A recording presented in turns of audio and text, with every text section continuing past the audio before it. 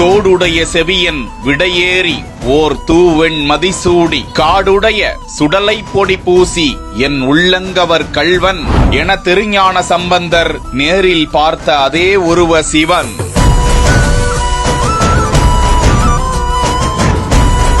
58 அடியில் கடலின் மொத்த அழகையும் அள்ளிக்கொண்டு வைத்திருக்கும் ஆழிமலா சிவன்.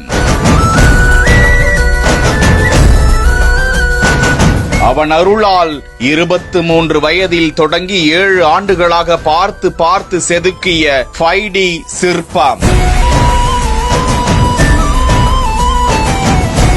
கேரள மாநிலம் ஆழிமலா பகுதியில் கடற்கரையின் குன்றின் மேல் கட்டி முடிக்கப்பட்டிருக்கும் 58 அடி உயரம் கொண்ட மயக்கும் சிற்பத்தை காண பார்வையாளர்கள் குவிந்து வருகிறார்கள். தேவதத்தன் என்ற அந்த இளைஞர் தனது சொந்த செலவில் அந்த சிற்பத்தை வடித்ததாக தகவல்கள் வெளியாகியுள்ளன. மொத்தமாக 6 ஆண்டுகள் அந்த சிலைக்காக நேரத்தை செலவிட்டிருக்கிறாராம். கடலுக்கு அருகில் உள்ளதால் உப்பு காற்று பட்டு அதன் வண்ணமோ அதன் தன்மையோ மாறிவிடக் கூடாது என்பதற்காக முழுமையான ஆராய்ச்சிக்கு பிறகே அந்த சிலை வடிவமைக்கப்பட்டிருப்பதாக தகவல்கள் வெளியாகியுள்ளன.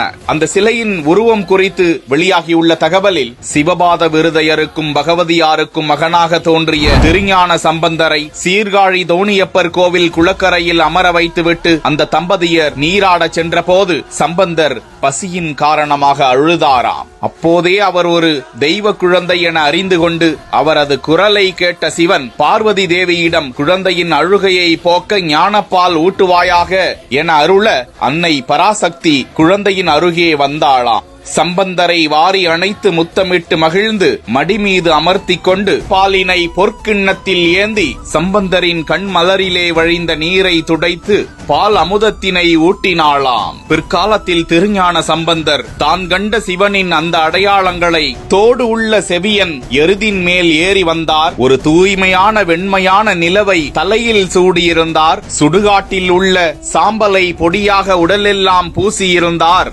அவர்தான் என் உள்ளங்க அவர் கள்வன் என பாடியிருந்ததன் அடிப்படையில் இந்த சிலை நிறுவப்பட்டுள்ளதாகவும் தகவல்கள் வெளியாகியுள்ளன.